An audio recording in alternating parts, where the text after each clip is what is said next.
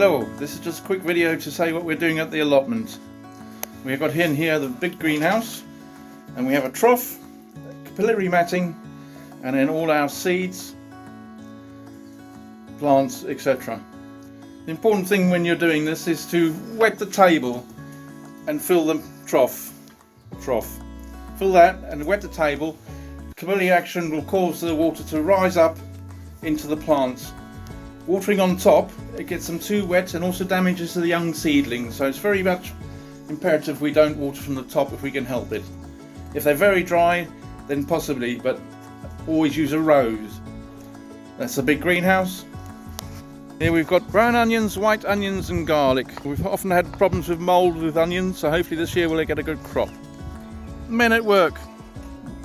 Well, sowing some marigolds. Process is to tamp down some soil in a tray, wet it, sprinkle your marigolds over, and then cover it with a fine layer of soil and put it in the large greenhouse on the capillary matting. Rhubarb. Yes, more rhubarb. Still, it makes good compost. And here we have a load of hedgerow. This is a part of a project for some woodland somewhere that Adam's dealing with. There's a variety in there, and some are going to grow into huge trees, which we can't really have in such a small bed at the allotment, so if they could be moved, Adam, thank you. A fish pond. It's imperative we don't feed the fish until the average temperature is 10 degrees or above. The reason being is that they eat the food and they go into a stupor or torpor, hibernation, and then the food won't be digested, it'll rot and cause ulcers, etc. It'll pollute the pond. Thank you. Here we have Titanic. It was a bed initially designed for wheelchair access. The ground isn't great around it, but a wheelchair could still be used around it if necessary. But so we've taken the roof and netting off, and we've put in sweet corn last year, and we're going to do it again.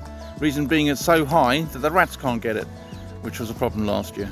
We have our fruit bushes, various black currants, red currants, gooseberries, etc.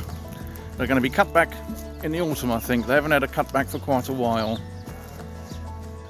The beds in the middle of the grass get very waterlogged over the winter, and as it's clay, they become very densely packed. So this year we're going to put some potatoes in to hopefully open up the soil a little bit. The grass was cut very nicely by E-zone, although they did miss a bit. There's the front bed. It looks absolutely terrible now.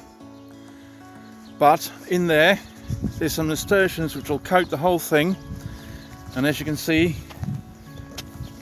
there are some irises coming up, and we do have some other plant seeds that we'll put in. So hopefully this will look really nice in the middle of summer.